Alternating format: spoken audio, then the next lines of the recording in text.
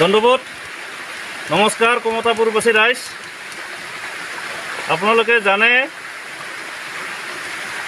ভাৰত চৰকাৰ আৰু আমাৰ কোচ ৰজাৰ মাজত যি মাৰ্জাৰ এগ্ৰিমেণ্টৰ জৰিয়তে আমাৰ কোচবিহাৰ ৰাজ্যখন ভাৰত চৰকাৰৰ লগত এখন গ শ্ৰেণীৰ ৰাজ্য হিচাপে অন্তৰ্ভুক্ত হৈছিল।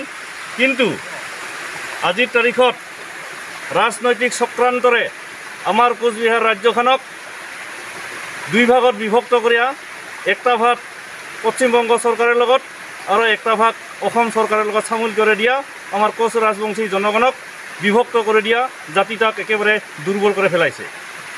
সেইকাৰণে আমি কেলৈ আজি ৩০টা বছৰে আমাৰ কোচ ৰাজবংশী জাতিটাৰ উদ্ধাৰৰ কাৰণে কোচবিহাৰ ৰাজ্যখন উদ্ধাৰৰ কাৰণে আমি সংগ্ৰাম চলাই আহিছোঁ।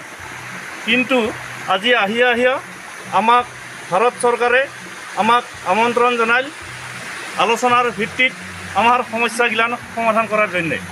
আৰু আমি ইতিমধ্যে আমাৰ সন্মানীয় জীৱন সিংহ মহাশয়ে ভাৰত চৰকাৰৰ প্ৰস্তাৱত সদিচ্ছা জনাই আলোচনাৰ কাৰণে আজি 1 বছৰ আগতে আহিল। কিন্তু আজিলৈ 4-5 লানি আলোচনা হোৱাৰ পাছতো বৰ্তমানলৈ কোনো এটা সুমীমাংসা হোৱা নাই। সেইকাৰণে আমি আমাৰ ফালৰ পৰা আহ্বান জনাওঁ ভাৰত চৰকাৰক যাতে আমাৰ কোচ ৰাজবংশী লগতে কমতাপুৰ অঞ্চলত বিভিন্ন জাতি জনগোষ্ঠীয়ে বাস কৰি থকা সকলো জনগোষ্ঠীক আমাৰ যি দাবী সেই দাবীৰে সমস্যাবিলাক সমাধান কৰাৰ কাৰণে জোৰ জুলুম কৰি দাবী জনাই লওঁ। আৰু যাতে আহা 24 চনৰ লোকসভাৰ ইলেকশ্যনৰ আগতে আমাৰ এই দাবীবিলাক পূৰণ কৰে আলোচনাৰ জৰিয়তে আমাৰ সমস্যাগিলা সমাধান কৰে দে আমাক হয় এখন কেন্দ্ৰীয় শাসিত ৰাজ্য লাগিব। যদিহে আমাক কোচবিহাৰ ৰাজ্যখন নেদে তাহলে আমাক আমাৰ কেন্দ্ৰীয় শাসিত এখন ৰাজ্য আমাক দিব লাগে।